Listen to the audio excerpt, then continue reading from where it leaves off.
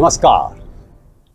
One of the greatest Indians of contemporary time, आधुनिक भारत के महानतम व्यक्तियों में से एक डॉक्टर बी.आर. अम्बेडकर, जिनके जीवन के बारे में हमें बहुत कुछ पता है। पर आइए जानें हम सब सीख क्या सकते हैं। पहला, परिश्रम। स्कूल के छात्र के रूप में सवेरे 2 बजे उठ जाते थे, पिताजी उठा देते थे। अध्ययन किया तो बड़ी मेहनत से किया। कई परेशानियां रही उनको स्कूलों में, कॉलेजों में, किंतु अडिग निश्चय से अपने आप को अपनी जाति में ही नहीं, अपने प्रदेश में ही नहीं, अपने देश में एक विद्वान के रूप में स्थापित किया। कोलंबिया यूनिवर्सिटी से एमए, पीएचडी और लंदन से एमएससी और डॉक्टरेट दोनों ही जब उन्होंने प्राप्त की और वकालत भी पढ़ी और की बाद में हिंदुस्तान में आकर, हर वक्त परिश्रम परिश्रम परिश्रम कहते थे। Self help is the best help. और इसीलिए उनमें कुशाग्रता, प्रवीणता और दक्षता का एक अद्भुत संगम था। Philosophy, history, sociology, economics, English language, Marathi, Persian, सबके विद्वान थे। कोलंबिया यूनिवर्सिटी में तो पढ़ते समय वो भूल ही जाते थे समय क्या है। 18-18 घंटे पढ़ते थे, कई बार पूरी रात भी जागते थे। उनकी ये खासियत थी। संविधान के निर्माण के समय जब वो लिख रहे थे, ड्राफ्टिंग कर रहे थे, उन्होंने इतनी मेहनत की जितनी आप कल्पना भी नहीं कर सकते। Doctor B R. अम्बेडकर एक ऐसे व्यक्ति थे जिन्होंने समता, समानता, भ्रातृत्व का सिद्धांत फलीभूत करने की कोशिश की। संविधान के माध्यम से, अपनी लेखनी के माध्यम से, असंख्य पुस्तकों के माध्यम से, भाषणों के माध्यम से वे मानव की समता और समानता के पक्षधर थे। महिलाओं का उत्थान चाहते थे। शिक्षा के क्षेत्र में उनका योगदान अद्वितीय था।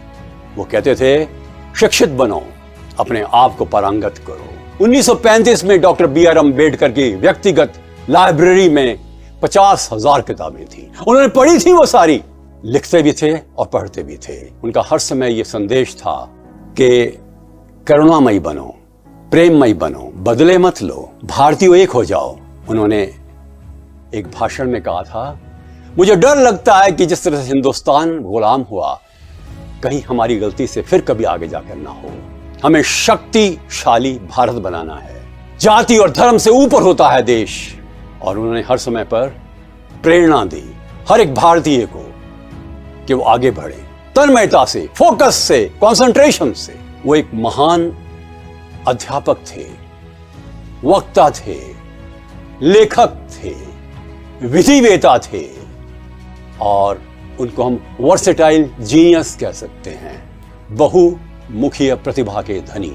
डॉक्टर अम्बेडकर ने जिंदगी में परिश्रम किया, दूसरों के लिए किया, अपने स्वार्थ के लिए कुछ भी नहीं किया। हर एक के मन में उत्साह पैदा करते थे।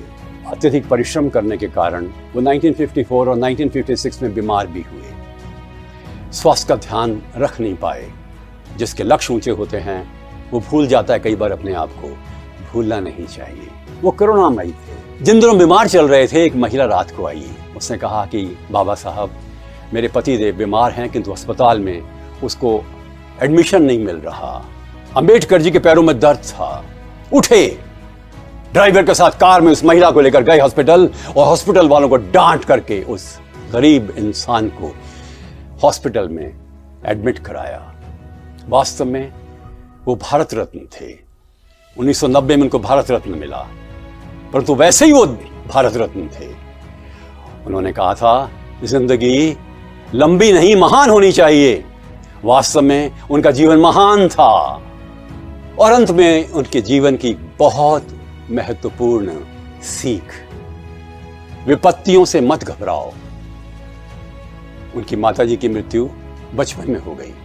युवावस्था में पिताजी चले गए। धन की कमी थी। प्रतिभा के माध्यम से ऊंचा उठे, झंडे गाड़ दिए अपनी प्रतिभा के देश और विदेश में। वो कहते थे, बकरी का शिकार हो सकता है, शेर का नहीं। शेर बनो, साहसी बनो, हिम्मत रखो, आत्मविश्वास से जीना चाहिए। बाबा साहब से ये सीखें और यही सबसे बड़ा उनका योगदान है। नमस्कार।